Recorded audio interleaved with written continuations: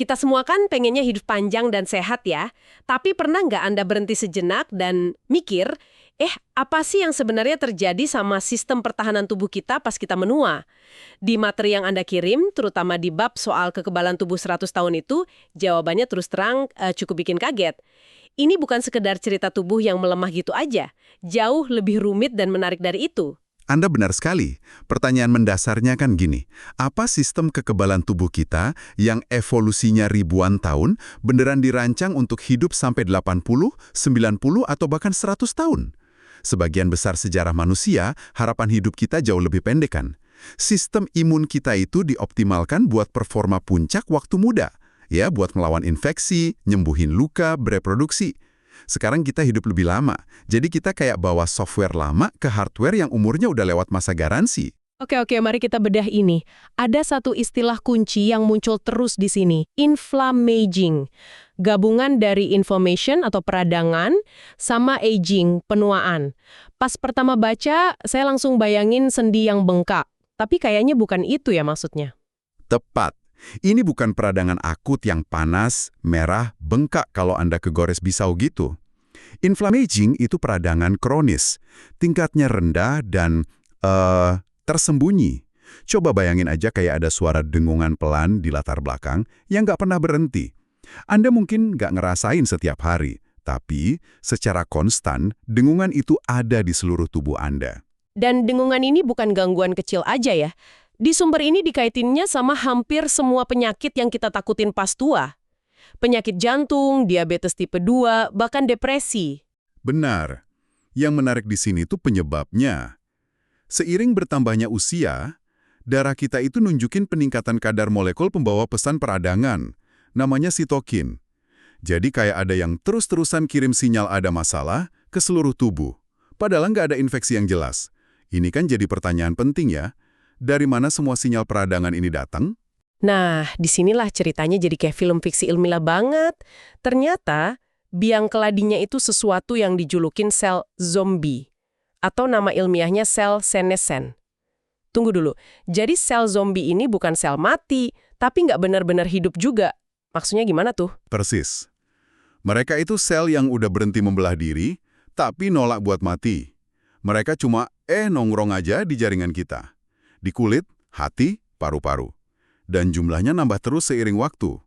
Awalnya adanya mereka ini sebenarnya hal yang baik loh. Baik, kok bisa sel zombie itu baik? Anggap aja kayak rem darurat tubuh.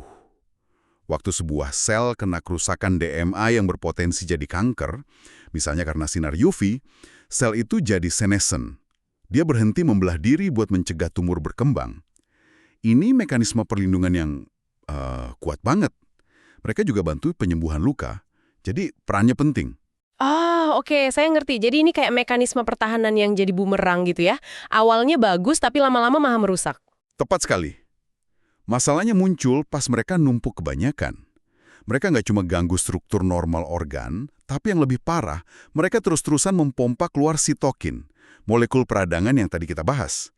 Mereka jadi kayak pabrik peradangan mini yang nyebar di seluruh tubuh. Inilah sumber utama inflammaging itu. Oke, jadi ada dua pemicu utama sel jadi zombie. Kerusakan genetik itu yang pertama. Nah, yang kedua ini yang menarik, ada hubungannya sama telomer. Di sumber Anda, ini diibaratkan kayak ujung plastik di tali sepatu. Analogi yang bagus banget. Itu analogi yang sempurna. Telomer itu ngelindungin ujung kromosom kita, tempat DNA kita disimpan. Tiap kali sel membelah, telomer ini jadi sedikit lebih pendek. Kayak ujung plastik tali sepatu yang terkikis setiap dipakai. Nah, akhirnya pas telomer udah kependekan, sel itu dapat sinyal buat berhenti membelah. Jadi senescent. Ini semacam jam biologis internal gitu. Dan beberapa kebiasaan hidup bisa mempercepat jam itu ya. Ada satu data di sini yang bikin saya diem sejenak. Soal perokok. Iya, itu data yang kuat banget. Peneliti nemuin kalau perokok yang habis sebungkus rokok sehari selama 40 tahun, itu telomer di sel-sel imun mereka memendek. Dan pemendekannya itu setara dengan penuaan biologis ekstra selama 7,4 tahun. Wow, 7,4 tahun itu angka yang spesifik dan gede banget. Artinya, secara biologis, sistem imun mereka 7,4 tahun lebih tua dari umur aslinya cuma gara-gara rokok. Apa ini? Artinya kerusakannya permanen, atau kalau orang berhenti merokok, telomernya bisa pulih lagi? Pertanyaan bagus. Proses pemendekan ini sebagian besar susah dibalikin sepenuhnya. Tapi, berhenti merokok itu bisa memperlambat laju kerusakan selanjutnya secara signifikan. Ini nunjukin betapa gaya hidup kita secara langsung memengaruhi proses penuaan di level sel. Dan ini ngebawa kita ke poin berikutnya yang lebih mengkhawatirkan. Bukan cuma sel kulit atau paru-paru, sel kekebalan kita sendiri juga bisa jadi zombie. Jadi tentara kita sendiri bisa jadi bagian dari masalahnya gitu. Tepat. Seiring bertambahnya usia, apalagi setelah umur 50, banyak sel imun memori kita, sel T yang tugasnya nginget infeksi lama, jadi senescent. Ini menciptakan paradoks yang rumit. Di satu sisi, punya bank data memori infeksi yang gede itu bagus. Anda terlindung dari kuman yang pernah ditemui. Tunggu, bukannya sel memori itu bagus. Makin banyak pengalaman, makin kuat dong pertahanan kita kan. Kenapa ini malah jadi masalah? Nah, disitulah letak paradoksnya. Ada dua masalah besar yang muncul. Pertama, bayangin sistem imun Anda itu kayak garasi. Lama-lama, garasi itu penuh sama mobil-mobil tua. Itu sel memori. Akibatnya, ruang buat mobil-mobil baru yang lincah, sel imun naive yang siap lawan ancaman baru, jadi makin sempit. Inilah salah satu alasan utama kenapa vaksin, kayak vaksin flu, seringkali kurang efektif pada orang tua. Sistem mereka susah bikin respons yang kuat buat penantang baru. Dan masalah kedua, saya tebak mobil-mobil tua ini berisik dan olinya bocor kemana-mana gitu ya. Analogi yang sempurna. Sel-sel memori yang udah jadi zombie ini, meskipun nggak lagi aktif lawan infeksi, justru jadi salah satu kontributor utama peradangan kronis tingkat rendah. Jadi, pasukan veteran kita malah ikut nyulut api inflammaging. Ini bikin saya mikir, kalau kita tahu sumber masalahnya sel-sel ini, apa kita nggak bisa bersihin aja gitu? Apa semudah itu? Nah, pertanyaan ini yang lagi dicoba dijawab sama ilmuwan di seluruh dunia. Ada eksperimen di tikus yang hasilnya, wah luar biasa. Seperti yang dijelasin di materi Anda, pas ilmuwan secara genetik bisa ngilangin sel-sel senescent dari tubuh tikus sepanjang hidup mereka, hasilnya mencengangkan. Tikus-tikus itu hidup 17–35% lebih lama. Mereka lebih bugar, lebih jarang kena katarak, dan secara umum tanda-tanda penuaannya tertunda. Hidup 35% lebih lama, itu signifikan banget. Tentu aja pertanyaan selanjutnya, gimana dengan manusia? Kita kan nggak bisa dimodifikasi genetik kayak gitu. Tentu. Tujuannya adalah nemuin obat namanya senolytics yang bisa nargetin dan hancurin sel-sel zombie ini secara selektif, tanpa ngerusak sel sehat. Para ilmuwan udah nemuin titik lemah mereka. Ternyata, proses yang dipakai sel zombie buat mompa keluar sitokin peradangan, itu juga proses yang krusial buat kelangsungan hidup mereka sendiri. Kayak mereka kecanduan sama racun yang mereka hasilkan. Ini bisa jadi target yang sangat menjanjikan buat obat-obatan di masa depan. Jadi ngebersihin sel zombie ini satu jalan. Tapi di sumber ini juga disebutin kalau ceritanya nggak sesederhana itu. Ada faktor-faktor lain yang bikin gambaran penuaan sistem imun kita jadi lebih rumit. Betul. Membersihkan sel zombie itu cuma satu bagian dari teka-teki besar. Sumber Anda menyoroti beberapa hal lain. Misalnya, kelenjar timus. Itu akademi militer tempat sel T kita dimatengin. Kelenjar ini mulai nyusut drastis setelah pubertas. Jadi pabrik sel imun baru kita sendiri ikut menua dan produksinya turun. Terus ada mikrobioma usus kita. Triliunan bakteri yang hidup di dalam kita itu komposisinya berubah seiring bertambahnya usia, yang juga mempengaruhi tingkat peradangan. Dan ada juga faktor riwayat infeksi kita yang unik. Di situ disebut soal virus CMV, yang mungkin banyak dari kita punya tanpa sadar. Iya, cytomegalovirus atau CMV itu virus herpes yang umum banget. Kebanyakan orang yang kena nggak ada gejala dan virusnya tidur di dalam tubuh seumur hidup. Tapi sistem imun kita harus terus-terusan ngawasin virus ini, biar nggak aktif lagi. Nah, seiring waktu, patroli konstan ini makan banyak sumber daya sistem imun dan bikin sebagian besar sel memori kita fokus cuma ke satu ancaman laten ini, yang lagi-lagi ngurangin kapasitas kita buat merespon ancaman baru. Semua ini kedengarannya biologis banget ya, sel, telomer, virus. Tapi gimana dengan pengalaman hidup kita?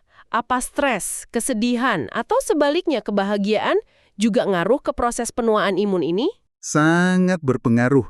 Ada sebuah studi klasik yang kuat banget yang disebut di sumber Anda. Studi itu nemuin kalau duda yang pasangannya baru aja meninggal punya peningkatan resiko kematian sebesar 40% dalam 6 bulan pertama. Awalnya orang mikir ini karena perubahan gaya hidup, mungkin pola makan jadi jelek, atau kurang dukungan sosial. Tapi ternyata ada penjelasan biologis yang lebih dalam. Oh, jadi ini bukan cuma soal patah hati secara emosional aja ya? Bukan cuma itu, duka cita yang mendalam itu terbukti secara langsung menekan fungsi kekebalan tubuh. Orang yang berduka nunjukin respon yang lebih lemah terhadap vaksin dan punya tingkat peradangan yang lebih tinggi. Ini bukti nyata gimana kondisi psikologis kita bisa langsung diterjemahkan jadi perubahan biologis di sistem imun. Stres kronis, dalam bentuk apapun, itu akselerator buat inflammaging. Tapi kalau stres dan sedih bisa berdampak buruk, logikanya pola pikir positif dan aktivitas yang nenangin bisa berdampak baik kan? Tepat. Dan penelitian mulai ngebuktiin itu. Studi lain nunjukin kalau aktivitas menenangkan kayak Tai Chi itu nggak cuma bikin rileks, tapi secara terukur bisa ningkatin respons sel imun terhadap vaksin pada orang dewasa yang lebih tua. Bahkan ada yang lebih mendasar lagi, rasa syukur. Sebuah studi kecil tapi menarik, nemuin kalau pasien penyakit neuromuskular yang diminta buat merenungkan hal-hal yang mereka syukuri setiap hari, ternyata kualitas tidurnya jauh lebih baik. Kita tahu kan, tidur itu penting banget buat fungsi kekebalan tubuh. Ini nunjukin ada hubungan kuat antara pola pikir kita dan kesehatan fisik kita, terutama pas kita menua. Jadi setelah ngebahas semua ini, apa kesimpulan utamanya buat Anda? Kita udah ngomongin peradangan kronis, sel zombie, penyusutan timus, sampai kekuatan rasa syukur. Informasinya banyak banget.